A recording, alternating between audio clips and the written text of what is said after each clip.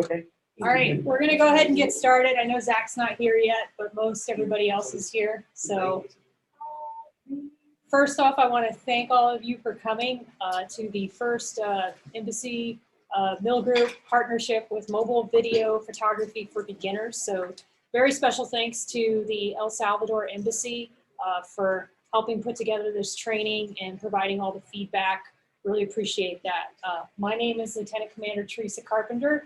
I am a Navy Public Affairs Officer. I am currently on temporary duty to the Mill Group in a public affairs capacity to help with some of the humanitarian assistance projects here.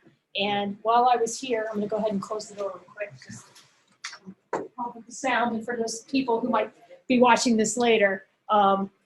The reason I decided to do this course is because what I found a lot of times when I go on mission is everybody who's there doesn't really have a lot of experience in photography or video capture, but as we know, we all have one of these.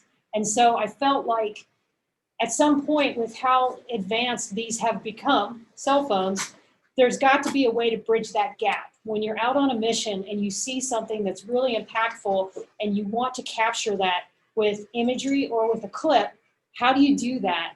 And if you don't know how to do it right, you're going to take this picture and you're going to be so invested in it, and then you're going to send it off and no one's going to do anything with it. And it's not going to have the impact that you want because people can't understand what the story is in the picture or in the clip.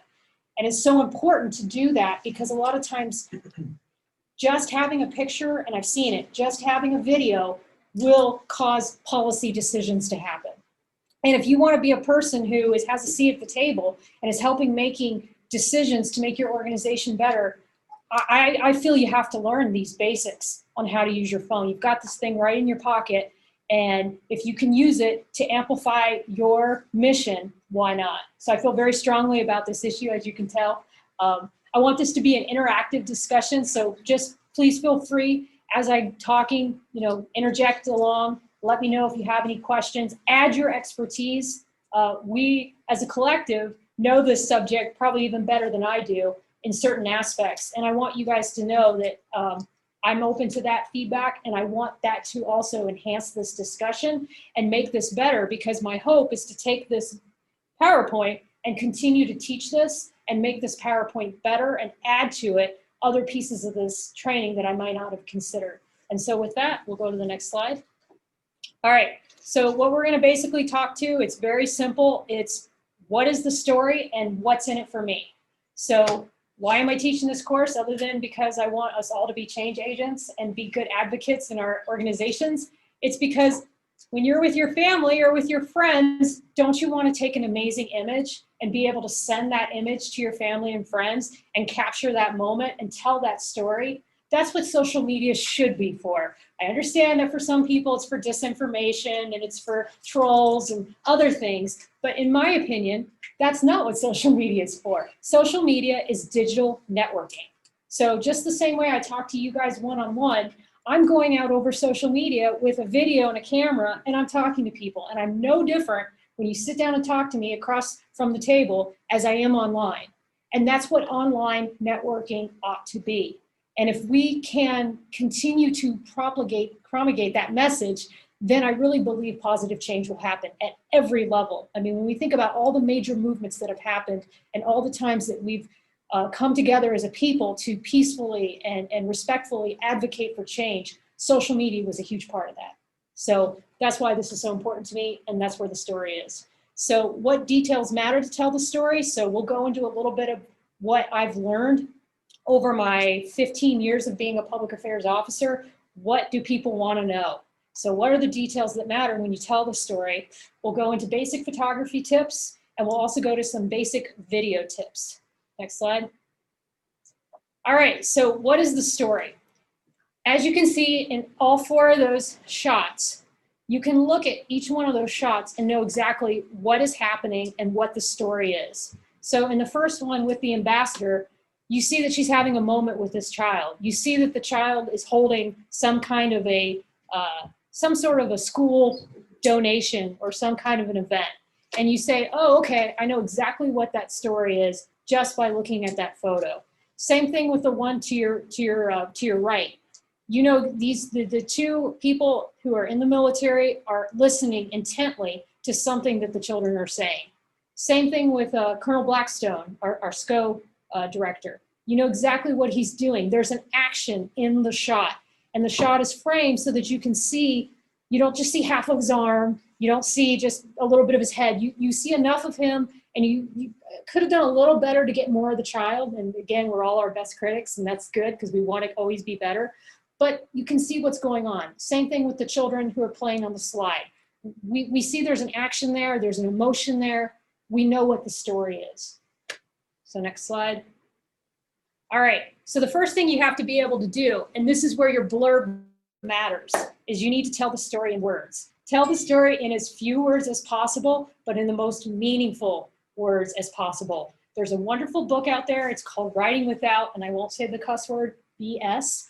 And it is amazing in talking about getting rid of filler words, doing what they call a fat outline, treating the reader's time as more important than your own, and just ways in which you can tell the story, but get to exactly what the point is in as little words as possible, because you're just gonna distract your readers if you have too many words. And even with me, you'll see I'm very brief and I'm very to the point.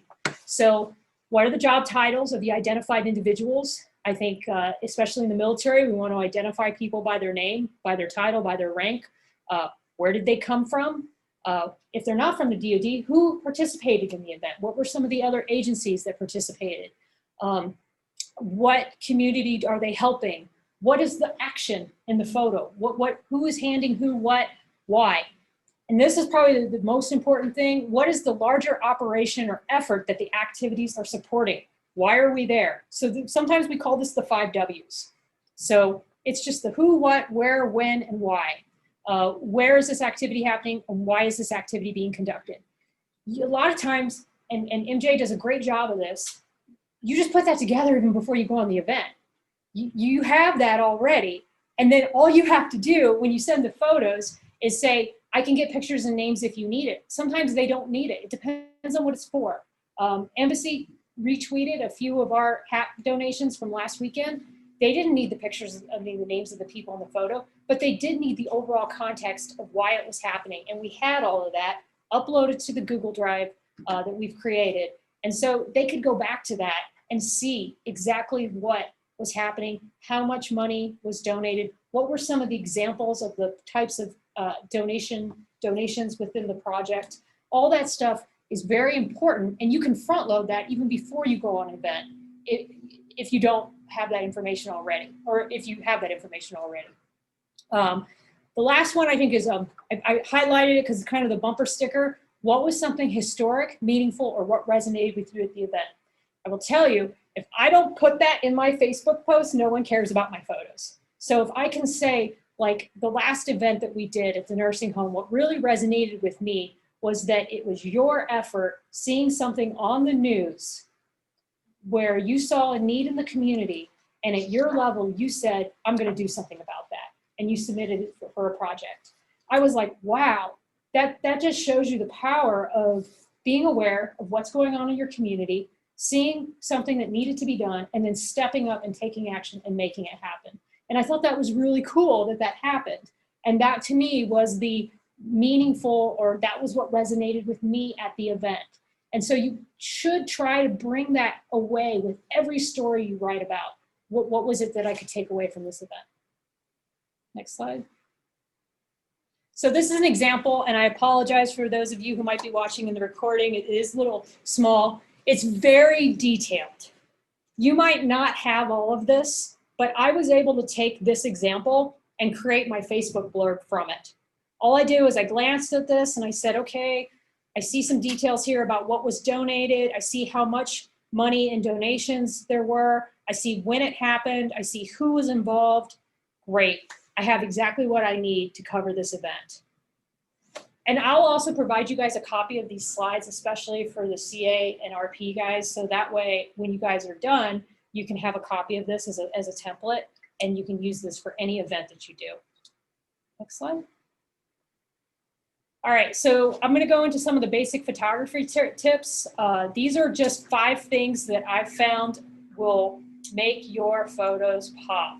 And Jack, feel free, because you're a really good photographer, I saw that on Sunday, feel free to jump in with anything that I miss or any details on how I describe some of these things. Because like I said, I'm by no means an expert, but I've noticed that when you do these things, you get better images.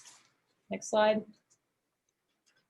All right, so the rule of thirds. Go ahead, next slide. Okay, so this is your grid.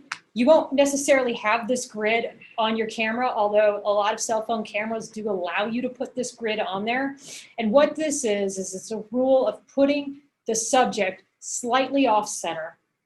And again, I'm not a photographer, I'm not an expert. I just know when I put my subject slightly off center and I put them prominently kind of in the lower third of the right or the lower third of the left, it could even maybe be the upper third or the upper third on the other side, but it just looks more appealing to the eye.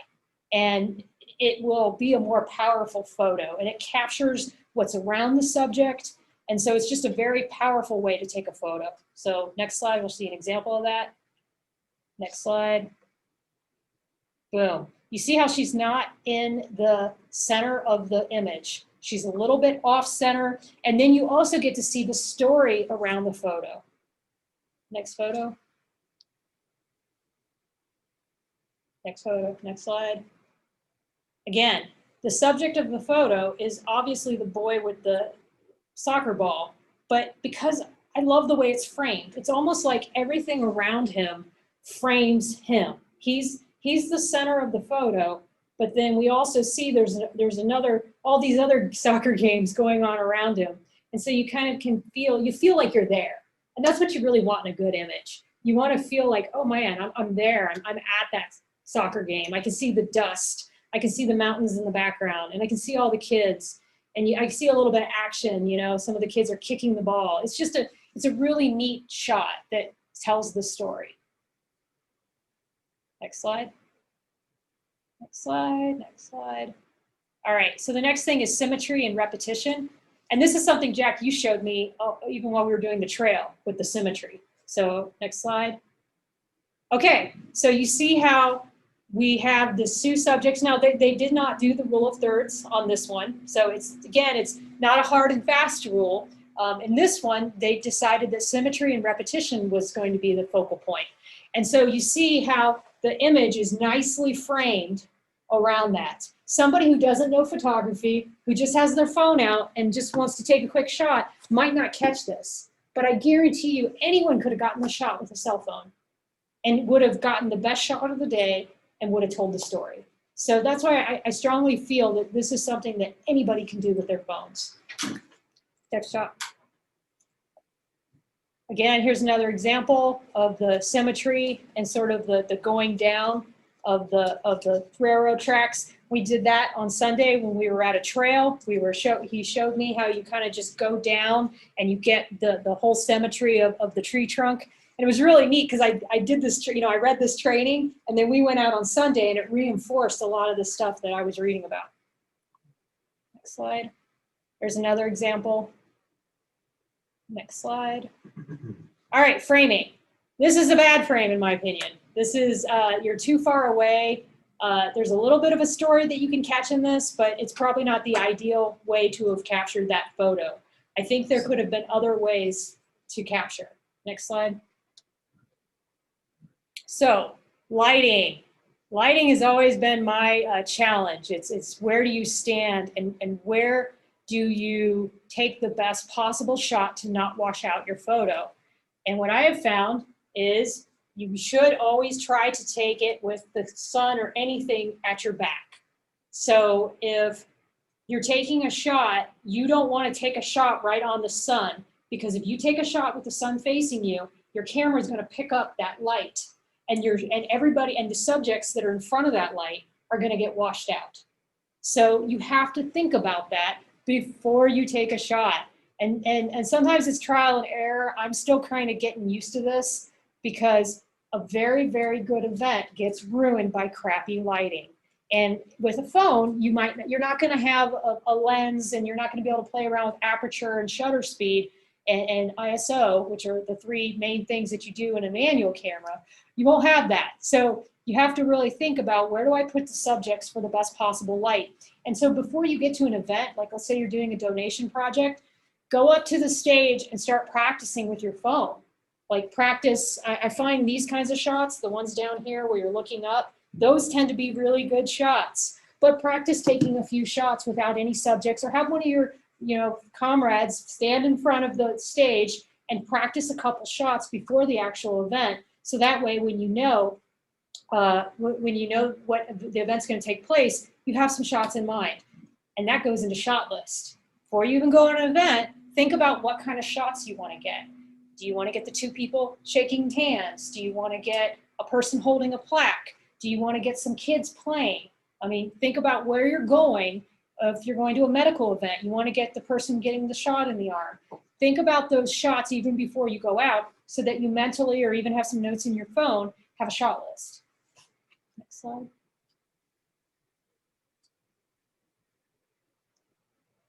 So yeah, this here is not, in my view, one of the best examples of lighting and shot, but it is still a pretty decent shot. I don't know, what do you guys think?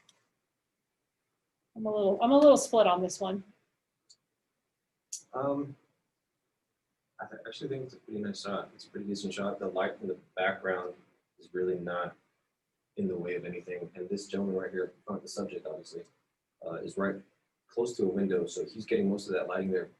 But the light in the back is not, it's not washing anything out. No, no, it's not. Okay. All right. Cool. All right, so action. So this goes to what I was talking about earlier with motion. Motion is one of the hardest things to capture. There is a mode on your phone called burst mode. Every phone usually has that.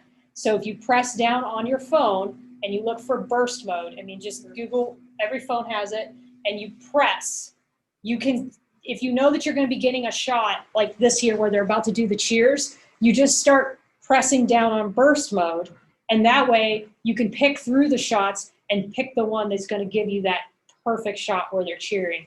I had that problem with the HAP donations. I had to sit there in burst mode to get just that right shot of when you hand the package over to the kid and the kid looks up and gets the package and smiles, because that's the moment.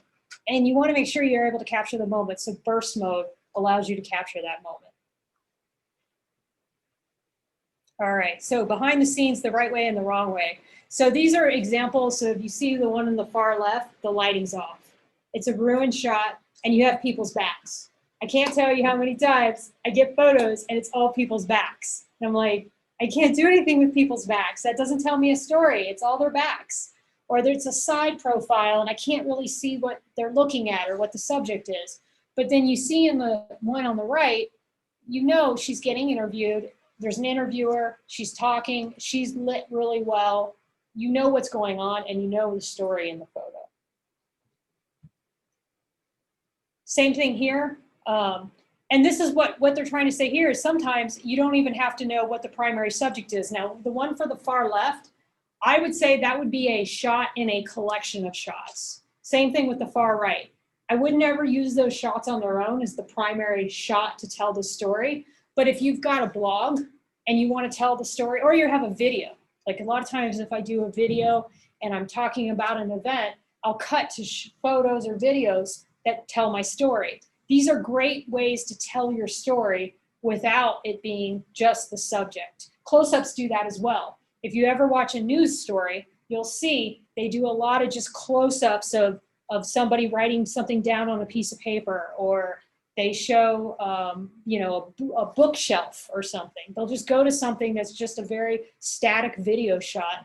And what they're doing is they're filling in what the speaker is saying with some visuals to describe the story. So if you ever get more into video, which I highly recommend you do, it's lots of fun, you'll want to start getting those kinds of shots, because what those do is they help you tell the story again, especially if you have a speaker that's telling the story. So if you interview somebody on camera and they're telling the story, you can cut to those other shots that tell the story as well.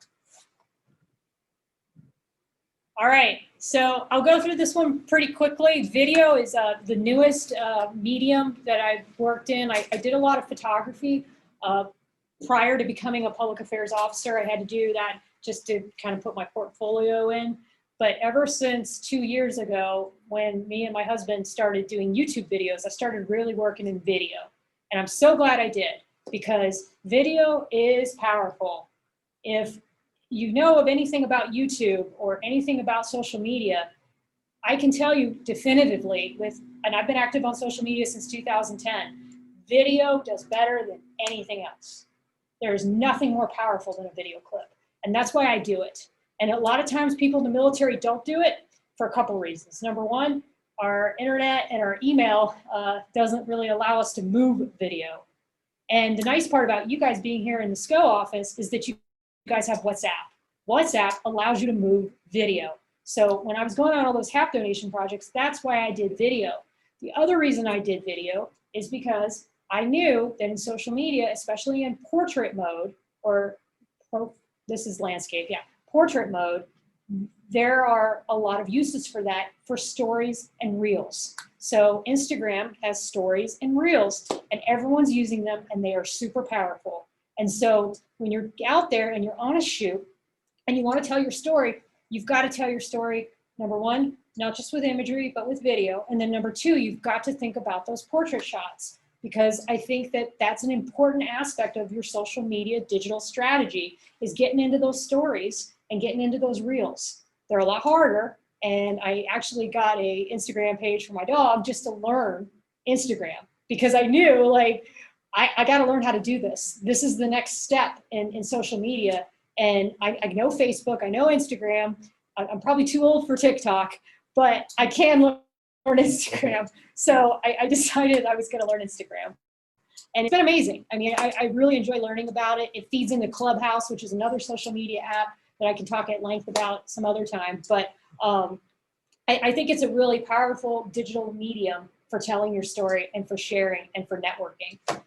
So we'll talk about orientation, pan, close-up, action footage, how long to film, and when, and then some of the recommended apps. Does anybody have any questions? I know I'm probably going really fast.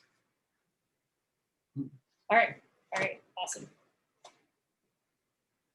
All right, so orientation. So this was an example, even though it's an image, it still shows the rule of thirds. It's, you know, the story in the frame. So most of the time for military purposes, we're going to do the majority of our shots in landscape. But I already said that there'll be those times that you're going to want to take those profile photos, and I set it down there with Reels and Instagram stories. But the majority, especially because you also got to think, and I think this when I'm out there on a photo opportunity, is this going to go on a slide someday? Is this going to be in a Cub slide? And so I think that through, and then I go, okay, I've got to make sure I've got good landscape photos. Next slide. All right, so pans. I have an example pan that I don't know if we're going to be able to get to through here, because I'm not sure I can get to my Google Drive, but I'll just talk to it. So basically a pan is a very short clip that just tells the story of the room. It can be 10 seconds, it can be 15 seconds. I don't recommend going over a minute.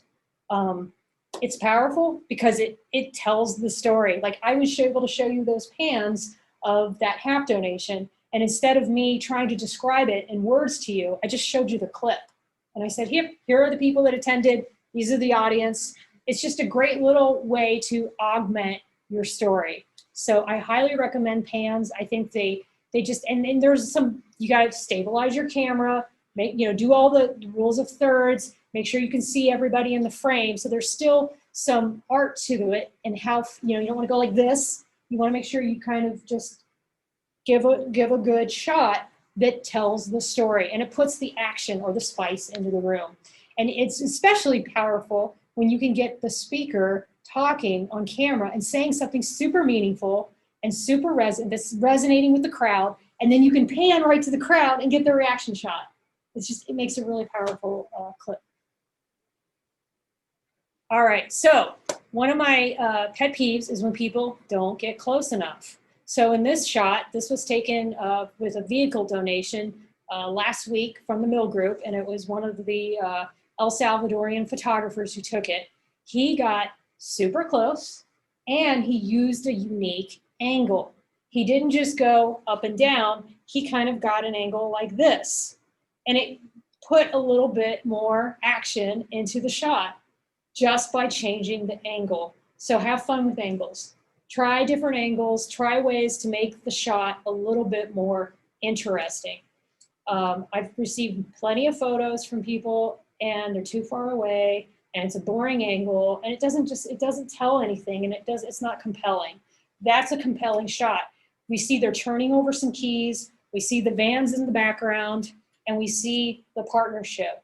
It's a really good and powerful shot. It would have been 10 times better if there was no masks, and you could see their faces, but even then, it's still just a really powerful shot. All right, so exactly. This is a picture that actually Joe Witters added in, and this is a kind of a panorama shot. And it's still another interesting way to look at the image and see it from a different angle. These are all things that you can do with your phone.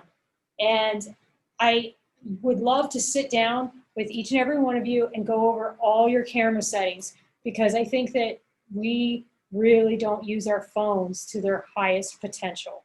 So just getting into your phone, going out on a trail, and just start playing with some of your settings. One setting that I highly recommend that Jack taught me about on Sunday is portrait mode. I had no idea the power of portrait mode. Portrait mode is not just for 6 feet or less. Portrait mode will do amazing images and will give you perspective. It'll blur depth. Yeah. It'll blur the background. It does way more than just, I thought it was just for if you have a subject and a selfie and you want the background blurred. That's what I thought portrait mode was for.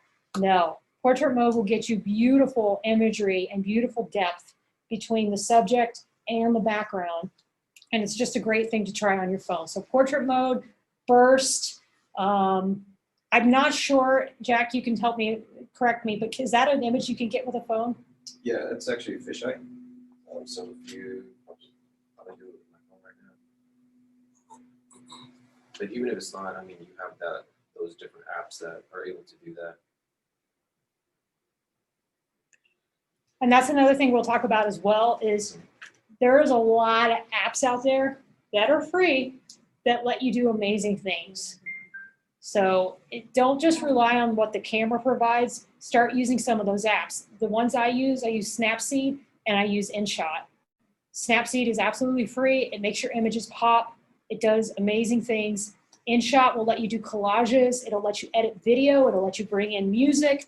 And InShot, I think I paid $20 for a year membership or something, just to take off the, what do you call it, the thing that says InShot, basically. So these are really valuable apps, and they cost absolutely nothing, or next to nothing. All right, so for action footage, this is what I was talking about with the pan. Like I said, I'm not going to pull to the examples just because I know we're being recorded and I don't want to distract from the recording and then go to the example, but I can talk to it. So basically what it is that you just follow the subject in the frame and you capture what they're doing. So I had to do a lot of those at the Humanitarian Assistance Program donation event, where I would follow Rap or I'd follow Major Osterman, and I would just follow him until he did the donation. So capture the action, capture it from the beginning of what you're doing all the way to the end, and you've got the story. That's the story of the event. Or if it's you're doing a ribbon cutting and you're turning over a building and there's this big ribbon in front of the building. Start with a little bit of when they're about to do the ribbon cutting, get them when they've cut the ribbon, and then get the clapping at the end. That whole sequence maybe takes 20 seconds, but there you go. You've got the action. You've got the meat of the event. Next slide. All right, so how long to film when in suggested apps? So like I said, 15 to 60 seconds, it's long enough to get that culminating moment from the beginning to the middle to the end. Something to keep in mind, I always think about is I know where I'm going to post things. And so I know how long videos can be in those mediums. So for an example, on Instagram, if you want to have an Instagram post, you can't go past 60 seconds on video unless you do Instagram TV. But then Instagram TV, you've got to have a photo. You've got to have this little photo at the front to kind of grab people's attention. And then the photo at the front for Instagram TV is not the square. It's actually a profile shot. So these are all these little things that you learn as you start to do video. And you have to think about sizing. There's not all videos created equal. There's video that's shot in landscape, which I think, and I could be wrong, but it's like if you shoot a YouTube or you shoot for video, it's 1260 by, I can't remember it off the top of my head, but it's a different size than a square. And so you have to think that through when you're doing video as well. So if I record a video, I think to myself, okay, how's this going to look in a square frame? Because that's what Instagram posts on, is a square frame, unless you do a story or an Instagram video. Instagram video, even if you watch it later, if it's not a, well, even if it's square, it's going to be cut off. But if it's not profile, an Instagram video, because you can do the whole thing in profile and it'll take up the whole screen.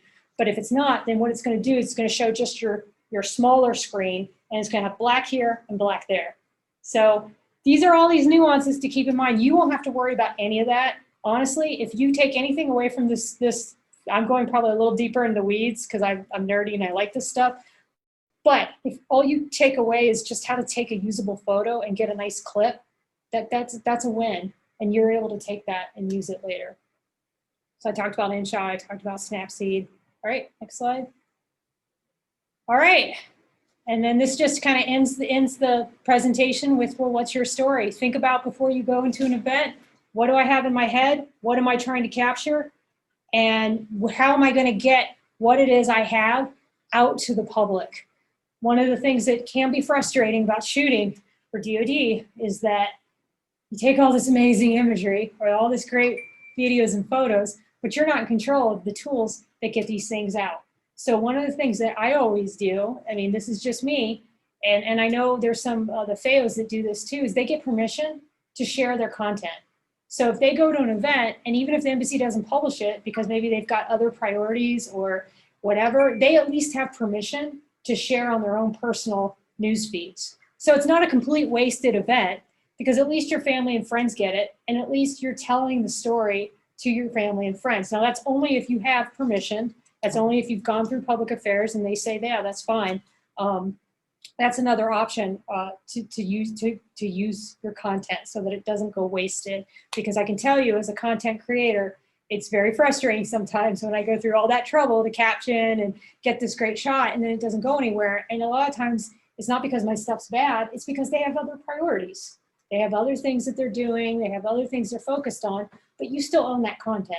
And if you're allowed to publish it and use it for something, even if it just goes into a Cubs slide, it's still a win. So even if it doesn't go out on social media, but it goes back to higher headquarters and it tells your bosses what you're doing, that's also a win. So that's all I have. It's a pretty simple and straightforward presentation. I hope you've taken away from it. And if you guys have any questions, please let me know. Awesome. Thank you very much. Awesome. Thank you.